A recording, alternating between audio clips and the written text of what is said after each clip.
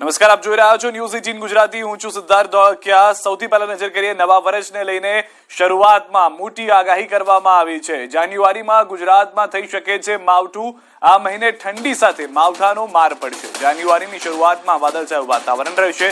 જાન્યુઆરીમાં કેટલાક વિસ્તારોમાં માવઠું થઈ શકે છે. માવઠાને કારણે ખેતીના પાકને અસર થઈ શકે છે. હવામાન નિષ્ણાત અંબાલાલ પટેલની આગાહી. અંબાલાલ પટેલની આગાહીને લીધે ખેડૂતોની ચિંતામાં ફરી થયો વધારો. જાન્યુઆરીની શરૂઆતમાં વાદળવાયુ આવવાની શક્યતા રહેશે. જ્યારે વાદળવાયુ આવે ત્યારે ઠંડી ઘટી જતી હોય છે. આ ઉપરાંત જાન્યુઆરી માસમાં વચ્ચે ઠંડી શક્યતા પણ ઠંડી સાથે સાથે માવઠું થવાની પણ શક્યતા રહેશે. એટલે આ ઠંડી છે એ પાકોના માટે સારી ગણાય. કારણ કે ઠંડી પડવામાં નહોતી એટલે પાકોનું જે વૃદ્ધિ બરાબર થવામાં નહોતી, એટલે હવે ધીરે ધીરે ઠંડીના લીધે પાકોની વૃદ્ધિ થશે. પરંતુ વચ્ચે જે જાન્યુઆરી માસમાં કમોસમી વરસાદની શક્યતા રહેશે, જેના લીધે ભેજના લીધે કોચિત પાકો પર તેની થોડી ઘણી વચ્ચે વિપરીત અસર થઈ શકે. વિષમ હવામાનની વિપરીત અસર પાકો પર થવાની શક્યતા રહેશે. માઉન્ટ આબુમાં કડકડતી ઠંડી યથાવત છે. વર્ષ 2022ના છેલ્લા દિવસે શનિવારે બપોર બાદ મોડી રાત સુધી ઠંડીની અસર જોવા મળી હતી. તો નવા વર્ષની પહેલી સવારે 1 જાન્યુઆરી 2023ના રોજ નક્કી તળાવમાં ઉભેલી બોટ બરફમાં થીજી ગયેલી જોવા મળી હતી. વહેલી સવારે માઉન્ટ આબુમાં શિયાળાનું વલણ તેજ હતું. આ કડકડતી ઠંડીમાં લોકોએ ફરવાનો ભરપૂર આનંદ માણ્યો. तापमान तो काफी गिरा हुआ लग रहा है, शायद -1 डिग्री है. और बोल रहे हैं तभी भी धुआं निकल रहा है मुंह से. हमारी कार पे बर्फ जम गई है. 0 डिग्री टेम्परेचर है और बर्फ भी जमी हुई थी. आज सुबह से काफी बर्फ थी और गाड़ियों पे बर्फ थी. इधर बर्फ देखने को मिली है. यहाँ पे गाड़ियों के ऊपर में, बोट के ऊपर में बहुत सारी बर्फ जम गई थी. उसको बहुत अच्छे से महसूस किया. ऐसा लगा कि जैसे कश्मीर आए हैं. स्नो तो इसे देखने के लिए आए भी थे. बहुत अच्छा लगा कि राजस्थान में भी स्नोफॉल होता है और बेहतर एक्सपीरियंस रहा उसको देख के. तो यहाँ पे स्नो भी दिखने मिला था और बहुत अच्छा एटमॉस्फेयर है और बहुत ही जबरदस्त यहाँ पे ठंडी है. આ તરફ સુરતમાં પોલીસ જવાનની ગુંડાગીરીનો વિડીયો વાયરલ થયો છે. 2 પોલીસ કર્મીની બર્બરતાનો વિડીયો વાયરલ થયો છે. પોલીસ કર્મીએ રાહદારી સાથે અત્યાચાર કર્યો. એક વ્યક્તિને રસ્તે ઢસડીને માર માર્યો. લાફા અને લાકડીથી બેરહેમીપૂર્વક માર માર્યો. પોલીસ કર્મીઓની બર્બરતા સીસીટીવીમાં કેદ થઈ છે. પોલીસ મથકની પીસીઆર વાન પર ફરજ બજાવતા પોલીસ જવાનની કરતૂત છે. સીસીટીવી ફૂટેજમાં 2 પોલીસ જવાનોની ગુંડાગીરી કેદ થઈ છે. અગાઉ પોલીસને સ્પષ્ટ સૂચના હતી કે સામાન્ય નાગરિકો જોડે ગેરવર્તણૂક નહીં ચલાવી લેવાય. તેમ છતાં આદેશોને ઘોડીને પી ગયેલા પોલીસ જવાનો સામે કાર્યવાહી થશે તે સવાલ ઉઠી રહ્યો છે. સવાલ એવા પણ ઉઠી રહ્યા છે કે શું આ રીતે ડ્યુટી કરે છે સુરત પોલીસ? રાહદારીને ઢસડીને લઈ જવાનો મતલબ શું? શું પોલીસ કર્મીઓમાં માનવતા નથી રહી? શું આ કર્મચારીઓને છૂટો દોર આપી દેવાયો છે? ઉધના પોલીસના અધિકારીઓ કેમ મૌન છે? શું આ કર્મચારીઓ પર પગલાં ન લેવા જોઈએ? તો જે સીસીટીવી પણ સામે આવ્યા છે તે પણ ચોંકાવનારા છે. સામાન્ય રીતે ગુંડાઓ જે પ્રકારના કારસ્તાન કરતા હોય છે તેવી રીતે જ આ ખાખીધારી લોકો કરતા હોય તેવું જોવા મળી રહ્યું છે. શક્યતા એ પણ છે કે આવા 2 પોલીસ કર્મીના કારણે સમગ્ર સુરત પોલીસને નીચું જોવું પડી રહ્યું છે. પરંતુ આ તમામની વચ્ચે ખુદ ઉચ્ચ અધિકારીઓ, પોલીસ કર્મચારીઓ પણ મૌન જોવા મળી રહ્યા છે. આ એ સુરત પોલીસ છે કે જેને આ પહેલા પણ સ્પષ્ટ કરી દેવામાં આવ્યું હતું કે વર્તન તેવું રાખો કે લોકો તમારી સાથે મિત્રતા સમજીને આગળ વધે. પરંતુ આ રીતનું વર્તન જોઈ ગુંડાને પણ શરમાવે તેવું લાગી રહ્યું છે.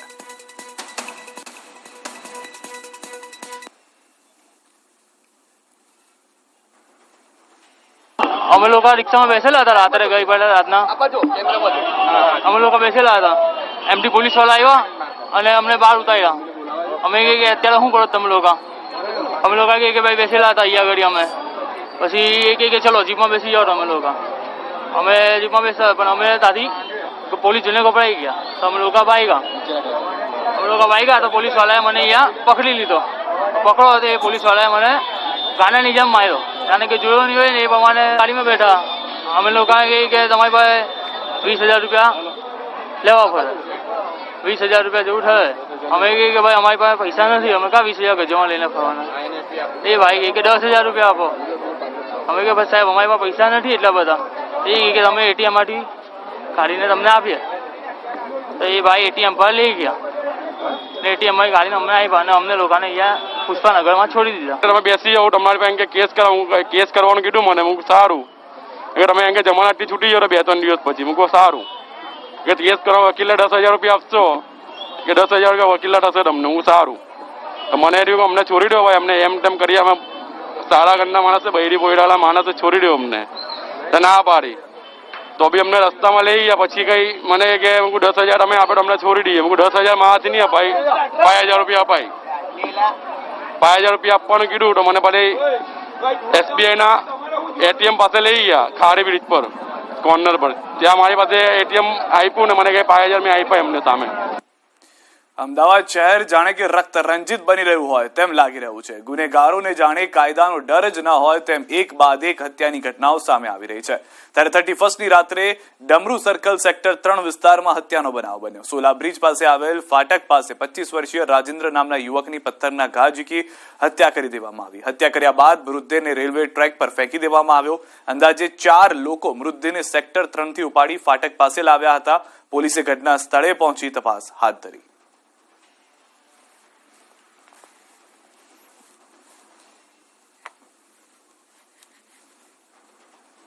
વડોદરાથી મહત્વના સમાચાર. બ્રિજ પરથી પટકાતા 2ના મોત થયા છે. ફતેગંજ બ્રિજ પરથી પટકાતા 2ના મોત થયા છે. ગાડી પરથી કાબુ ગુમાવતા ઘટના બન્યાની આશંકા છે. મૃતદેહને PM માટે સયાજી હોસ્પિટલ ખસેડવામાં આવ્યા હોવાની પણ જાણકારી મળી રહી છે. તો બ્રિજ પરથી પટકાતા 2 વ્યક્તિના મોતના સમાચાર હાલમાં વડોદરામાં ગઈકાલ રાતની આ ઘટના હોવાની જાણકારી મળી રહી છે. પોલીસે સમગ્ર ઘટનાને લઈને વધુ તપાસ શરૂ કરી છે. બનાસકાંઠાના ડીસાના જૂના ડીસા ગામે સોની પરિવારને નકલી ઇન્કમટેક્સ અધિકારીઓ બનીને લૂંટી ગયા. બનાસકાંઠા જિલ્લાના જૂના ડીસા ખાતે રહેલા અને શ્રીરામ જ્વેલર્સ નામની સોના ચાંદીની દુકાન ધરાવતા સોનીના ઘરે સ્વિફ્ટ કારમાં સવાર થઈને અજાણ્યા 5 શખ્સો આવ્યા હતા. આ દરમિયાન આ તમામે ઇન્કમટેક્સ અધિકારી તરીકેની ઓળખ આપી હતી. ઘરના તમામ કબાટોની ચાવી ચેકિંગ માટે લઈ ચાંદી અને રોકડ સહિત 4.5 લાખ લઈ લૂંટારુઓ રફુ ચક્કર થઈ ગયા. જે વેપારીને પોતાની સાથે છેતરપિંડી થઈ હોવાનું માલુમ પડતા તરત જ વેપારીએ પોલીસને સંપૂર્ણ માહિતી આપી અને ફરિયાદ નોંધાવી હતી. હાલ ડીસા તાલુકા પોલીસે આ મામલે વધુ તપાસ હાથ ધરી છે. અને પૂછ્યું કે કોણ જા જઈને ખોજોજી એટલે એને પૂછ્યું કે તું એને આ ઘર છે એટલે કે હા આ જ ઘર છે એટલે કે મંદિર આવીને કહેતા મંદિર બી પોતી એટલે આ કે આ હું પોતી તો કે મને બોટની મળી છે આ 2 નંબરનો ધંધો કરે અને હું અહીંયા આવ્યો છું. અમારે આગળથી કે ફ્રૂક્સ આવેલો 5 જણા કાર્ડ લગાવીને આવ્યા હતા. એની તિજોરી ખોલવરાઈ કે તમે ના ખોલો તો ઇન્કમટેક્સ વાળાને બીજાને બોલાવો. એ માટે એની તિજોરી ખોલી કે લો સાહેબ 2 નંબરનો માલ હોય તો તમે લઈ શકો અને મારી મજૂરી ન હોય તો મને આલી શકો. તો એની માલ ખોલાઈને લીધો અને લઈને થેલી લઈને જતા રહ્યા. પંચમહાલથી સમાચાર. ગોધરા નજીક દુર્ઘટના ટળી છે. ગોધરા નજીક ગુડ્સ ટ્રેનની મોટી દુર્ઘટના ટળી. શહેરના ભાગોળ ફાટક નજીક ટ્રેનના વેગન છૂટા પડ્યા. 2 વેગન વચ્ચે જોઈન્ટ માટે આવતું કપલિંગ તૂટ્યું. કાસુડી વચ્ચેની ડાઉન લાઇન ઉપર બની ઘટના. સદનસીબે ઘટનામાં જાનહાનિ ટળી.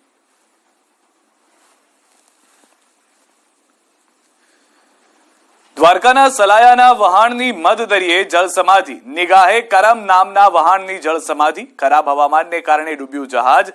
12 ખલાસીઓને ભારતીય કોસ્ટગાર્ડે બચાવ્યા. 800 ટનની કેપેસિટી ધરાવતું હતું આ જહાજ. મુન્દ્રાથી ડીજુબુટી બંદરે જવા નીકળ્યું હતું વહાણ.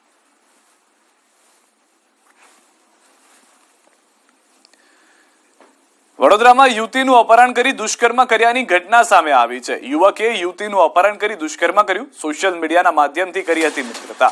વડોદરાની હોટલમાં લઈ જઈ દુષ્કર્મ ગુજાર્યું. સયાજીગંજ પોલીસે નોંધ્યો અપહરણ દુષ્કર્મનો ગુનો. પોલીસે આરોપી ફૈઝલ ઘાંચી અને અપહરણમાં મદદ કરનાર ફિરોઝ વોહરાની ધરપકડ કરી. બંને આરોપીઓ વિરુદ્ધ અગાઉ પણ નોંધાયા છે અનેક ગુના.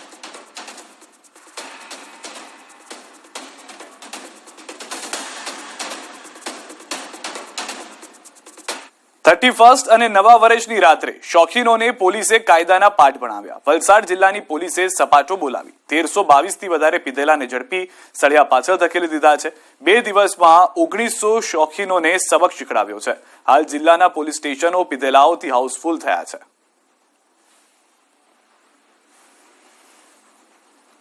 સુરતના બારડોલીમાં જૈન સમાજની મહારેલી યોજાઈ. જૈનોના સૌથી મોટા અને પ્રમુખ મહાતીર્થ એવા શત્રુંજય તથા સંમેત શિખર મહાતીર્થની રક્ષા માટે રેલી યોજી હતી.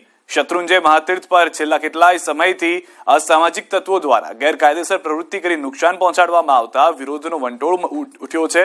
મંદિરની તળેટીમાં દારૂ વેચાતો હોવાનો આરોપસર વિરોધ કરી રહ્યા છે. સાથે જ ગેરકાયદેસર રીતે થતા ખનનને લઈ શત્રુંજય પર્વત અને પ્રાચીન મંદિરને નુકસાન થઈ રહ્યું હોવાનો આરોપ પણ કરવામાં આવ્યો છે. મોટી સંખ્યામાં જૈન સમુદાય રસ્તા પર ઉતરી રેલી યોજી વિરોધ કરી રહ્યો છે. અમારો એક જ અવાજ છે, અમારા પ્રાણ પ્યારા અને રક્ષા માટે આ વિરોધ કાળિયા ઠાકોરના શિખર પર કથાકાર કનેશ્વરી દેવીએ નવા વર્ષના પ્રથમ દિવસે ધ્વજારોહણ કર્યું. સાથે જ નવા વર્ષની સૌને શુભેચ્છાઓ પણ પાઠવી. કનકેશ્વરી દેવીએ ભગવાન શ્રી કૃષ્ણના ચરણોમાં શીશ ઝુકાવી આપણો દેશ વિશ્વના ફલક પર પહોંચે તેવી પ્રાર્થના કરી છે. સૌ વચ્ચે ભાઈચારાની ભાવના સદાય રહે તેવી ભગવાન દ્વારકાધીશ પાસે કામના કરી.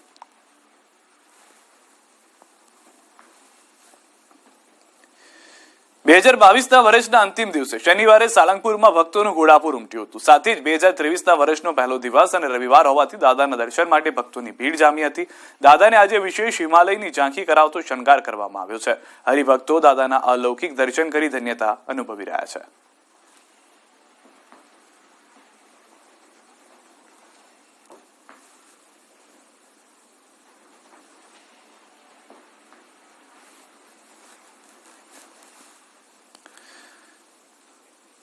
રાજકોટથી મહત્વના સમાચાર. ધોરણ 11નું પેપર ફૂટ્યું છે. શ્રદ્ધા વિદ્યાલયનું પેપર સોશિયલ મીડિયામાં વાયરલ થયું. 3 અને 4 જાન્યુઆરીએ યોજાવાની હતી પરીક્ષા. કોઈ અજાણ્યા વ્યક્તિએ પેપર વાયરલ કર્યું છે. શાળાના સંચાલકોએ નોંધાવી છે ફરિયાદ. તો 3 અને 4 જાન્યુઆરીએ જે પેપર થવાનું હતું તેનું જ પેપર ફૂટી ગયું છે અને સોશિયલ મીડિયામાં હાલમાં વાયરલ થયું હોવાની જાણકારી મળી રહી છે.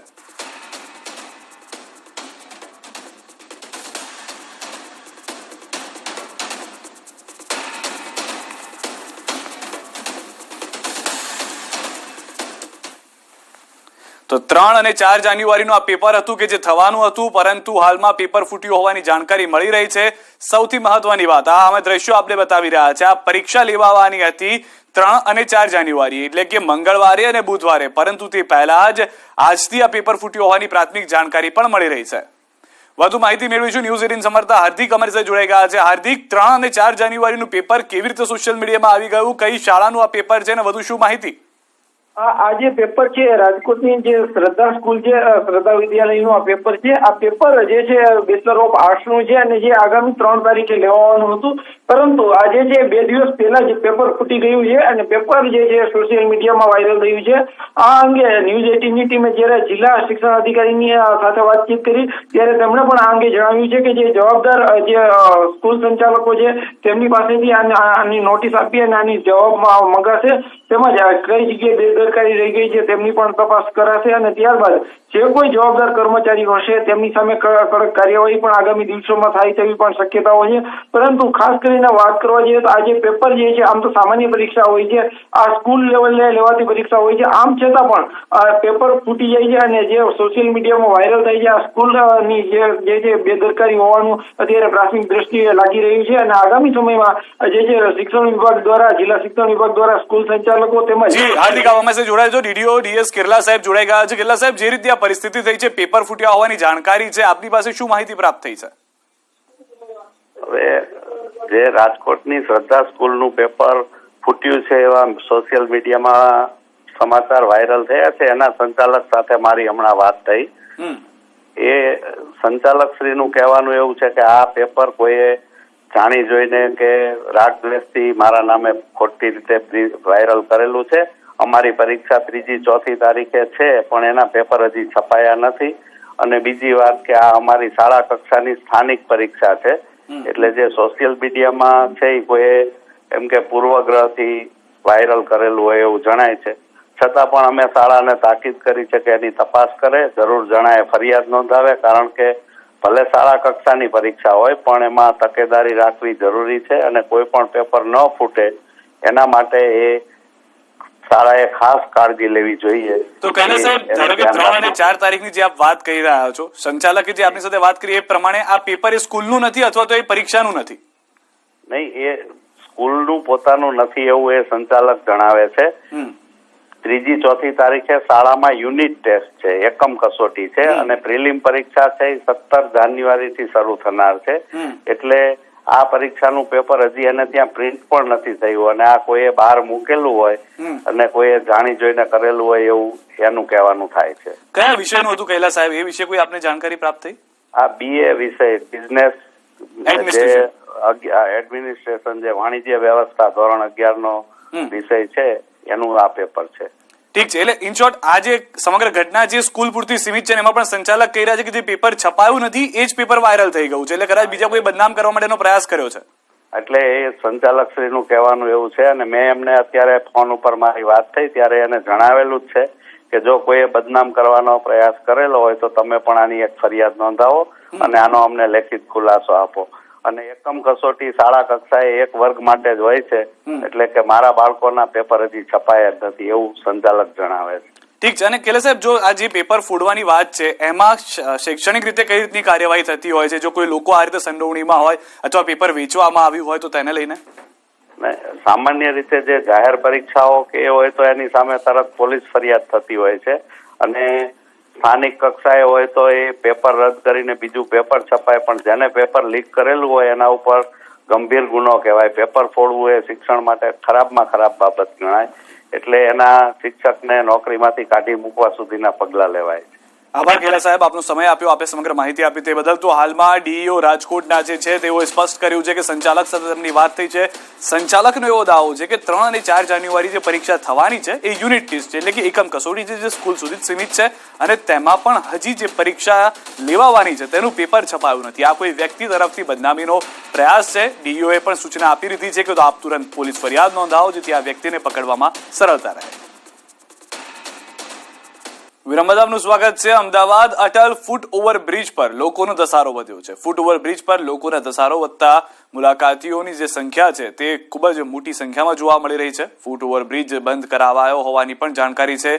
AMC તકેદારીના ભાગરૂપે ફૂટ ઓવરબ્રિજ બંધ કરી ચૂકી છે. મોટી સંખ્યામાં લોકો અટલ બ્રિજ પર ઉમટી પડ્યા છે.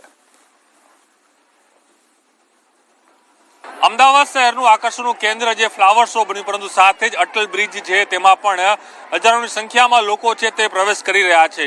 કારણ કે આજે ફ્લાવર શોનો બીજો દિવસ, રવિવારનો દિવસ અને નવા વર્ષનો પણ પહેલો દિવસ છે. તમામ લોકો એન્જોય કરવા માટે અમદાવાદીઓ અને બહારથી પણ લોકો આવી રહ્યા છે. ત્યારે જે યુનિક અટલ બ્રિજ બન્યો છે તેમાં આપ આ દ્રશ્યો જોઈ શકો છો કે કઈ રીતની પબ્લિક છે તે હાલ અહીં ઘસારો જોવા મળી રહ્યો છે. કારણ કે સતત લોકોની જે આવક છે, જે લોકો છે સતત આવી રહ્યા છે, ઘસારો વધી રહ્યો છે. આપ જોઈ શકો છો કે બપોરે 2 કલાક સુધી આ બ્રિજ બંધ કરવાની જાહેરાત કરી, તેમ છતાં પણ લોકોનો જે ઘસારો જોવા મળી રહ્યો છે.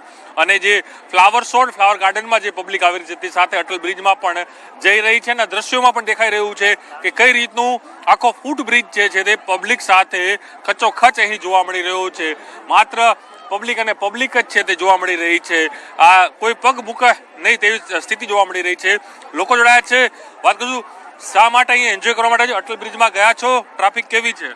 अभी हम सोच रहे हैं कि वहाँ पे जाया नहीं जाए क्योंकि बहुत ही ज़्यादा रश है और जैसा कि मोरबी में इंसिडेंट हुआ था तो ये एक अलार्मिंग सिचुएशन है, राइट?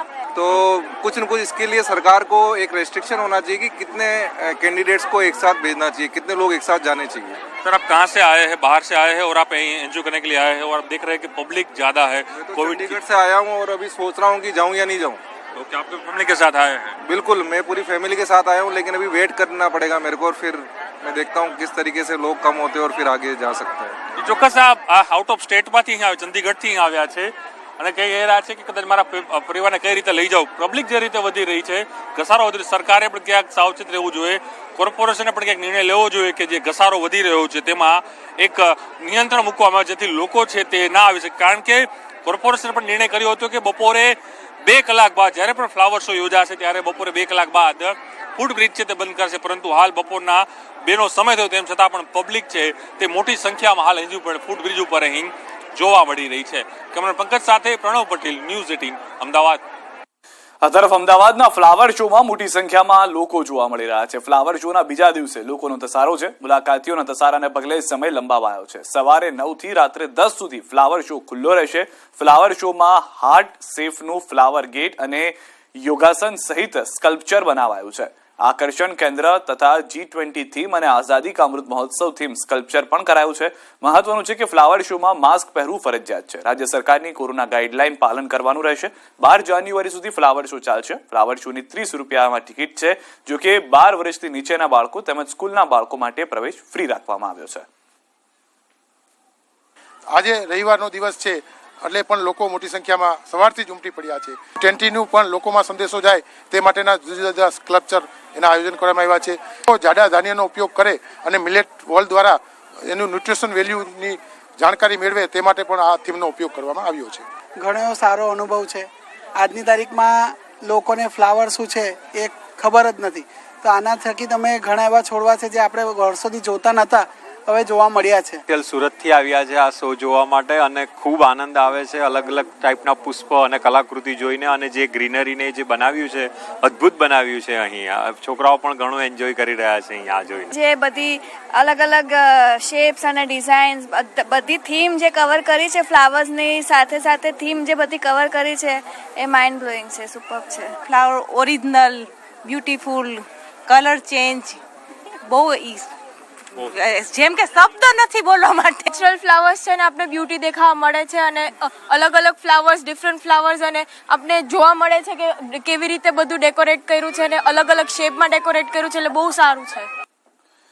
તો અમદાવાદના ફ્લાવર શોમાં જાડા ધાન્ય આકર્ષણનું કેન્દ્ર બન્યા છે. ચાલુ વર્ષને યર ઓફ મિલેટ્સ જાહેર કરાતા આ આયોજન કરાયું છે. બાજરી, મકાઈ, જુવાર, રાગી, કોદરી, ડાંગ વગેરેનું પ્રદર્શન ફ્લાવર શોમાં રખાયું છે.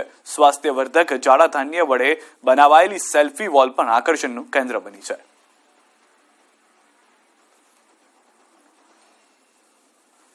આજે જ્યારે G20 સમિટ ઇન્ડિયામાં થવા જઈ રહી છે ત્યારે પ્રધાનમંત્રી શ્રી દ્વારા આપણા જે જૂના જાડા ધાન્યો છે તેને કેવી રીતે ઇન્ટરનેશનલ ફલક ઉપર હાઇલાઇટ થઈ શકે એ માટે જાડા ધાન્યોનું મિલેટ યર્સ ડિક્લેર કરવામાં આવ્યું છે અને એ તમામ જાડા ધાન્યોને અહીં પ્રદર્શિત કરવામાં આવે છે.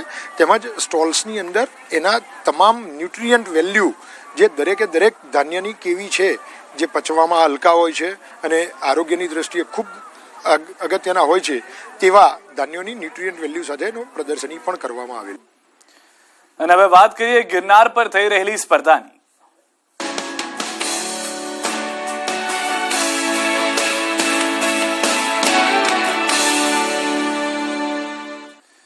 જૂનાગઢમાં રાજ્ય કક્ષાની 37મી ગિરનાર આરોહણ અવરોહણ સ્પર્ધા યોજાઈ. મેયર ગીતાબેન પરમાર અને ધારાસભ્ય સંજય કોરડિયાએ પ્રસ્થાન કરાવ્યું. ભાઈઓ માટે અંબાજી મંદિર સુધી 5000 પગથિયા અને બહેનો માટે મળી પરબ સુધી 2500 પગથિયા સુધીની સ્પર્ધાનું આયોજન કરાયું. ગિરનારને આંબવા યુવાનોએ લગાવી દોડ. 1000થી વધુ સ્પર્ધકો સ્પર્ધામાં ભાગ લીધો. રાજ્યના 20 જિલ્લામાંથી સ્પર્ધકો દોડ્યા હતા. પહેલી વાર ભાગ લીધો છે. મને એવું લાગે કે મને એટલો મારી ઉપર ગર્વ છે કે મારે નંબર લેવો છે. નંબર લઈને મારે અમારી સ્કૂલનું નામ રોશન કરવું છે અને અત્યારે જે આ સર્ટિફિકેટ છે એનું કોઈ વેલ્યુ નથી અને એની વેલ્યુ થાય એવી વિનંતી કરું. પહેલી વચ્ચે હું ફર્સ્ટ સારો નંબર આવ્યો ને મારી તૈયારી 2000 કેટલી આશા છે જીતની? આશા તો ફૂલ છે. 37મી રાજ્યકક્ષા ગિરનાર આરોહણ અવરોહણ સ્પર્ધાનું આયોજન હાથ ધરવામાં આવેલ છે. આ સ્પર્ધામાં સિનિયર ભાઈઓ અને સિનિયર બહેનો, જુનિયર ભાઈઓ અને જુનિયર બહેનો એમ 4 વિવિધ કેટેગરીમાં સ્પર્ધાની વાત કરવામાં આવે તો ભાઈઓ માટે 5500 પગથિયા અને બહેનો માટે 2200 પગથિયાની આ સ્પર્ધાનું આયોજન હાથ ધરવામાં આવેલ છે. ગુજરાત રમત અધિકારી અને જિલ્લા વહીવટીતંત્ર દ્વારા ગિરનાર આરોહણની સ્પર્ધા યોજવામાં આવે છે. તેમાં સમગ્ર ગુજરાતમાંથી ભાઈઓ ને બહેનો, જુનિયર ને સિનિયર એ રીતના સ્પર્ધા યોજવામાં આવે છે અને આમાં અમે આજે બધાએ અધિકારીઓ, પદાધિકારીઓ અને સમગ્ર ગુજરાતમાંથી જુનાગઢ જિલ્લો, પોરબંદર જિલ્લો, સોમનાથ જિલ્લો અને અમરેલી જિલ્લો દ્વારા આજે આ સ્પર્ધા કરવામાં આવી છે. ગાંધીનગરથી મહત્વના સમાચાર. આવતીકાલે શિક્ષણ વિભાગની બેઠક મળશે. નવી શિક્ષણ નીતિની અમલવારીને લઈને બેઠક મળશે. રાજ્ય કક્ષાએ બેઠક યોજાશે. રાજ્ય કક્ષા બાદ કેન્દ્રના અધિકારીઓ સાથે પણ બેઠક થશે. આવતીકાલે સાંજે યોજાશે આ બેઠક, જેમાં નવી શિક્ષણ નીતિની ચર્ચા કરવામાં આવશે. તો રાજ્યમાં નવી શિક્ષણ નીતિ ટૂંક સમયમાં જ લાગુ થાય તે માટેના પ્રયાસ કરવામાં આવી રહ્યા છે. હાલમાં આવતીકાલની જે બેઠક છે તે રાજ્ય કક્ષાએ હશે અને ત્યારબાદ કેન્દ્રીય અધિકારીઓ સાથે તે મુદ્દે ચર્ચા કરવામાં આવશે. અને હવે વાત હીરાબાની શ્રદ્ધાંજલિની.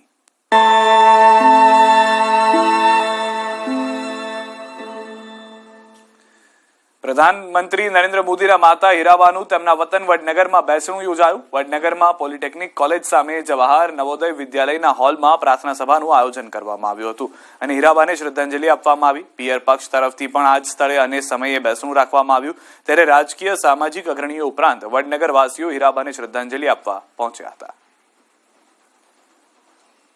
પ્રભુ એમના આત્માને શાંતિ આપે અર્થે મેં પ્રાર્થના કરું અને આવા માતુશ્રીએ ન કેવલ ગુજરાત, ભારત વર્ષ અને વિશ્વને ગૌરવ લઈ શકાય એવા નરેન્દ્રભાઈ મોદીને જન્મ આપી અને આપણા ભારતીય સંસ્કૃતિનું ગૌરવ પૂજ્ય હીરાબાઈ વધાર્યું છે, એ જ અભ્યર્થના કરું. और 100 वर्ष की शताब्दी पूर्ण करके खूब शांति से उनका निधन हुआ. मोक्ष प्राप्त होता है हरिचरण में जब उन्हें गए हैं तो हम सब उनके लिए प्रार्थना करते हैं क्योंकि वो हमेशा माला से जाप करती रहती थी, जन कल्याण के लिए जाप करती रहती थी. આખા પરિવાર ભરપૂરો પરિવાર છોડીને ગયા છે અને પોતે બી કોઈ આખા પરિવારને કોઈને બી જરાય તકલીફ આપી નથી. એટલે હું માનું છું કે કોઈ દેવી શક્તિ જ એની પાછળ હતી અને આજે આપણે પ્રાર્થના કરીએ કે ભગવાન એમના ચરણોમાં એમની દિવ્ય શક્તિને મોક્ષ આપે અને સારું રીતે જે દિયાના પરિવારને જે ભરપૂર પરિવાર કહેવાય છે ને કે લીલી વાડી છોડીને ગયા છે, તો એનો બી બધા લોકો એ કરે એટલી જ મારી પ્રાર્થના છે. સમાચારોમાં અત્યારે બસ આટલું. દેશ પ્રદેશની તમામ ખબરો માટે આપ જોડાયેલા રહો ન્યૂઝ 18 ગુજરાતી સાથે.